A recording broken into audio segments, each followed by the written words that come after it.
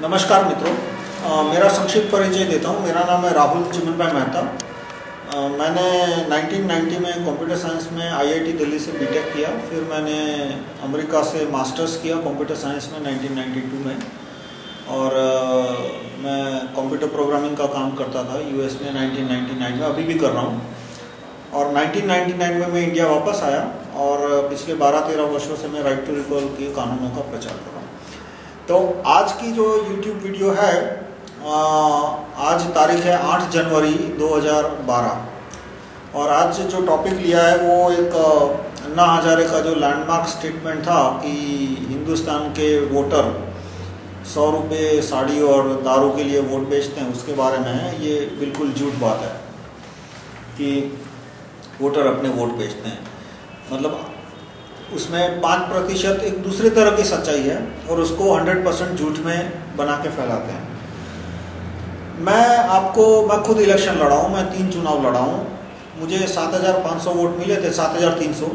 मई 2009 में मैं लोकसभा का चुनाव लड़ा था। तो गरीब एरिया में से भी मुझे वोट मिले थे और मैंने कहीं मतलब 1 रुपया नहीं दिया किसी को कोई दारू नहीं दिया, कोई साड़ी कपड़ा कुछ नहीं दिया था।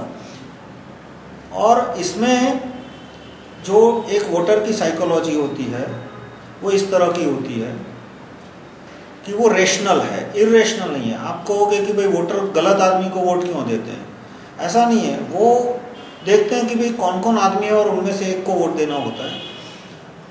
तो जो आदमी कांग्रेस से नफरत करता है, एग्जाम्पल के लिए दूँ, गुजरात का केस लो या अहमदाबाद का केस लो, तो वो देखता है कि भाई कांग्रेस से भी वो नफरत करता है, वो बीजेपी से भी नफरत करता है। हो सकता है वो कोई छोटी पार्टी के या इंडिपेंडेंट कैंडिडेट को पसंद करता हो, पर वो फिर सोचता है कि भाई ये इंडिपेंडेंट या जो छोटी पार्टी का उम्मीदवार है वो तो जीत नहीं सकता। यदि मैंने इसको वोट दिया और कहीं कांग्रेस वाला 1 वोट से जीत गया तो, या बीजेपी वाला 1 वोट से हार गया तो। और कुछ लोग हैं वो कांग्रेस से नफरत करते हैं या डरते हैं कि भाई कांग्रेस आ गई तो 5 दाऊद अहमदाबाद में खड़े कर देगी। और ये भय उनका ऐसा नहीं कह सकते कि बेसलेस है, इसमें कुछ तथ्य भी है। तो जो आदमी कांग्रेस से नफरत करता है वो बीजेपी से कितनी भी नफरत करता हो, वो घूम फिर के उसके पास बीजेपी को वोट देने के सिवा कोई चारा नहीं है, फिर भले बीजेपी का आदमी कितना खराब हो। इसी तरह से जो आदमी बीजेपी से डरता है या बीजेपी से नफरत करता है, और उसके कुछ वाजिब कारण भी हो गए, जैसे कि कुछ दलित सोचते हैं कि बीजेपी है वो अपर कास्ट की पार्टी है, और कुछ सच्चाई भी है उसमें। मुस्लिम भी बीजेपी से डरते हैं। तो उन्हें कांग्रेस के उम्मीदवार से कितनी भी नफरत हो, उन्हें कांग्रेस को वोट देने के सिवा कोई चारा नहीं है। तो एक मैं इसका सारे इलेक्शन में आप देखोगे कि वोटर के पास अच्छे आदमी को वोट देने का प्रैक्टिकल ऑप्शन है ही नहीं। एक वोटर के पास एक ही ऑप्शन है, प्रैक्टिकली स्पीकिंग, कि वो उसी आदमी को वोट दे सकता है कि जिस आदमी से वो सबसे ज़्यादा नफरत कर रहा है या डर रहा है उसको हराने के काबिल हो। मतलब कि in an election voter can not vote for the person he likes, he can only vote for the person who can defeat the person he hates most. बहुत थोड़ा लंबा वाक्य होगा, मैं इसका फिर से विश्लेषण करके बताता हूँ कि कोई आदमी यदि कांग्रेस से नफरत करता है तो वो देखेगा कि अच्छे कौन है बुरे कौन है, चलो उसको एक आध इंडिपेंडेंट या छोटी पार्टी का आदमी अच्छा लगेगा। फिर वो दूसरा क्लासिफिकेशन करता है कि कौन जीत सकता है कौन नहीं जीत सकता। तो देखेगा कि भाई कांग्रेस वाला शायद जीत सकता है, बीजेपी वाला शायद जीत सकता है। और जैसे उसने देखा कि भाई शायद कांग्रेस वाला जीत जाएगा तो अब उसके पास एक ही ऑप्शन बचा कि वो बीजेपी को वोट दे दे।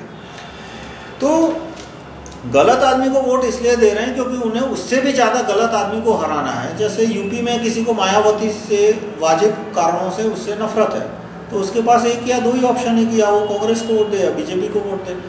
क्योंकि वो कोई जो मुलायम के गुंडों से बहुत नफरत करता है उसके पास क्या ऑप्शन है, 1 या 2 ही ऑप्शन है कि या तो वो मायावती को वोट दे या तो कांग्रेस को वोट दे। यदि उसने किसी अच्छे इंडिपेंडेंट को वोट दिया और मुलायम का गुंडा 1 वोट से जीत गया तो इस भय की वजह से वो अच्छे आदमी को वोट देने की हिम्मत नहीं कर सकते। तो इसका मतलब ये नहीं है कि वोटर बिकाऊ है या वोटर इरेशनल है। वोटर ने जो डिसीजन लिया वो रेशनल है, उसका उपाय भी है। ये जो समस्या है कि वोटर अपने मनपसंद उम्मीदवार को वोट नहीं दे सकता, वो सिर्फ उसी को वोट दे सकता है जो जिस उम्मीदवार से वो नफरत करता है उसे वो हरा सकता है। ये समस्या 800 साल पुरानी है। 800 साल पहले कैम्ब्रिज के एक सोशल साइंटिस्ट ने, पॉलिटिकल साइंटिस्ट ने, जो भी को उसने ये प्रॉब्लम को नोट किया था, उस पर लिखा था और उसका समाधान भी 800 साल पुराना है। प्रेफरेंशियल वोटिंग सिस्टम बोलते हैं। आप विकिपीडिया पे देखेंगे तो IRV, instant run of voting, दो नाम है, preferential voting system, IRV, instant run of voting system, ये उसका उपाय है। दूसरा वोटिंग अप्रूवल सिस्टम है कि एक आदमी को एक से ज़्यादा वोट देने की फैसिलिटी हो। तो वो बूथ में गया, उसने देखा कि भाई मुझे कांग्रेस को हराना है, एक वोट उसने बीजेपी को दे दिया, तो वो सिक्योर हो गया। अब वो एक वोट, दो वोट, तीन वोट और देने की उसके पास पावर है, तो वो जो उम्मीदवार उसको अच्छे लगते हैं, कम बुरे लगते हैं, अच्छा इंडिपेंडेंट हो, अच्छा छोटी पार्टी, उसको वोट देगा। तो उससे छोटी पार्टियां और इंडिपेंडेंट उभर के आएगी। ये बात सारी बड़ी पार्टियों को खनकती है। इसलिए तो आप देखो कि बीजेपी, कांग्रेस, CPM, ये सारी पार्टियां हिंदुस्तान में इंस्टेंट रन ऑफ वोटिंग का विरोध करती है कि भाई हिंदुस्तान में वोटर के पास एक ही चॉइस होना चाहिए कि वो एक वोट दे सके। तो ये जो वोटर का डिसीजन है कि उसे 2-3 में से एक पार्टी को वोट देना है, उसमें वो रेशनली एक्ट कर रहा है। अब बात आती है पैसे की, दारू की, साड़ी की। तो मैं आपसे पूछूं कि एक वोटर है, उसको किसी ने 100 रुपया दिखाया, उसने 100 रुपया ले लिया। तो मैं अब आपसे पूछूं कि भाई आपको कोई 100 रुपया देगा तो आप लोगे, तो आप कहोगे नहीं लोगे, मैं भी नहीं लूंगा। 100 रुपया कोई मुझे दिखाएगा तो मैं फाड़ के फेंक दूंगा। लेकिन यही सवाल को मैं थोड़ा बड़ा कर दूं कि कोई मुझे 10,000 रुपया दे तो क्या मैं मना करूंगा? कोई मुझे 1 लाख रुपया दे तो क्या मना करूंगा? कोई आपको 2 लाख रुपया दे तो क्या आप मना करोगे? तो वो छोटा आदमी है, वो 100 रुपया ले लेता है। कोई बड़ा आदमी होता है, वो 100 रुपया नहीं लेता, तो वो शायद 1 लाख रुपया लेगा। तो इस तरह से आदमी ने पैसा ले लिया, कोई दे रहा था, पैसा दे रहा था, उसने ले लिया। वो तो एक सहज बात हुई। पर यह बात नहीं है कि उसने वोट इसलिए दिया क्योंकि उसने पैसा दिया था, क्योंकि हर एक आदमी को पता है कि वोट किसको देना है, वो कॉन्फिडेंशियल होता है, वो किसी को पता नहीं लगता। तो एक बार जब वो बूथ में जाता है